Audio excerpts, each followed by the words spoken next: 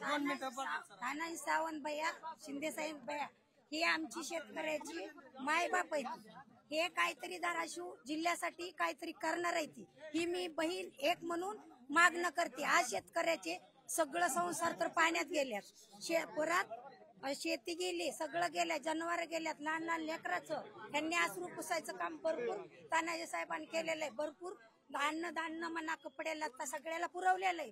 आणि शिंदे साहेबांनी काहीतरी ह्या शेतकऱ्यासाठी करावं हेच आमची मागणी आहे. आणि ही कशा करतील ही आमची अपेक्षा आहे. आणि सगळं संसार तर एकाचं आसरू पुढायचं अनावर राहिलेलं नाही. आणि ही साहेब करतील आमचे धाराशिवचे सगळी मिळून आम्हाला राजकारण सगळं बाजूला ठेवायचं. आमच्या जनतेसाठी प्रत्येक नेत्यांनी राजकारण आणायचं नाही आणि सगळा विकास मिळून करायचा.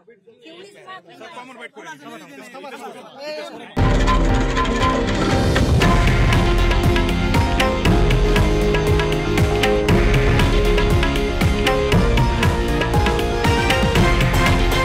हे आहे देशातील नंबर 1 न्यूज नेटवर्क आणि आपण पाहत आहात TV9 मराठी, एकमेव.